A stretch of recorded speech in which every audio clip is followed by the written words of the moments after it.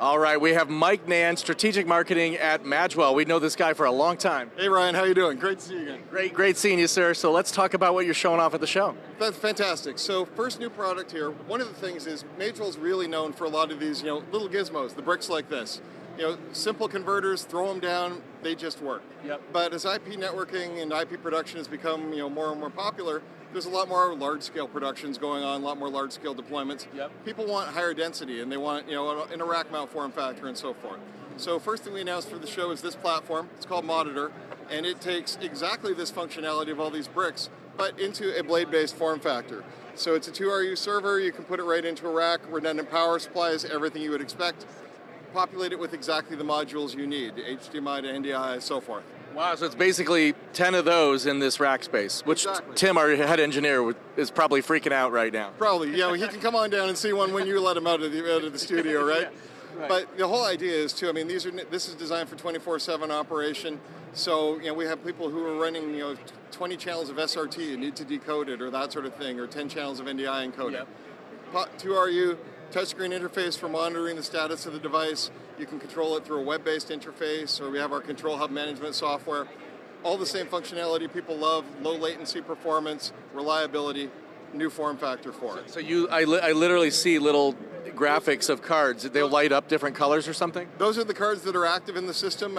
You hope it's not going to light up red, obviously, because that could mean a problem, which we don't like to have, obviously. Right. But that's the whole idea behind it, is it will give you the status of the cards as you're going, which ones are live, which ones are doing. Fantastic. Okay, great. So one other thing I really want to show you, though, I think this is pretty exciting over here, is our Director Mini production system. Sure, we're going to go over there right now. There we go.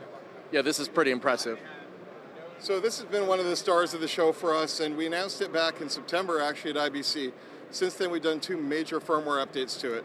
Director Mini, it's the size of a really fat cell phone, it needs to lose some weight, but it's a full all-in-one production system. So switching up to 10 inputs, you can take in HDMI, USB, NDI, SRT, all those mobile phone inputs. You said 10, so is there like a breakout cable or something? Not at all. So there's 2 HDMI inputs on it, 2 USB inputs. Then it takes 3 IP inputs, which can be any combination of NDI, SRT, or RTMP, and you can connect 3 phones to it and use their cameras as sources as well. Amazing. So on top of all of that, obviously switching right from within the touchscreen interface. It has built-in graphics and CGs, so you can do scoreboards, and you can control the scoreboard from your cell phone. You can be having one guy increment the scoreboard, another guy controlling the graphics on his phone. You literally have a video switcher and a cell phone. Exactly. Basically. And can stream all the popular platforms, YouTube, Facebook Live, etc. NDI outputs, SRT outputs as a contribution feed, everything all in one box. Excellent. Monitoring, we got control surfaces for it. This is one from X-Keys. We just did a major firmware upgrade to it, added instant replay. So dual channel instant replay for sports, can take HTML graphics from Scoreboard Live and so forth, integration with various cameras, you name it.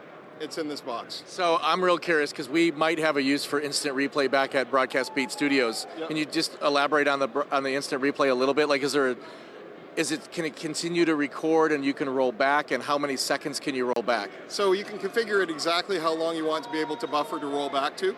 So you can have 2 channels recording all the time, but we normally set it to about 10 seconds for a replay. You can set that longer if you want to be able to. You can also set increments and speeds as a default, so that when you do the replay, it can be playing back in slow-mo instead, or at high speed. Wow. And you can be playing back both replays side by side at the same time if you want to. So if you have 2 camera angles of a goal or a touchdown or that sort of thing, it can be playing them both back simultaneously with the stinger transition that then cuts back to the live feed. Fantastic, Mike. Thanks, man. I really appreciate it. All right, well, Mike Nan, Strategic Marketing here at Magewell in Central Hall. Thank you so much. Thanks, Ryan. Always great to see you. Thanks very much. You too.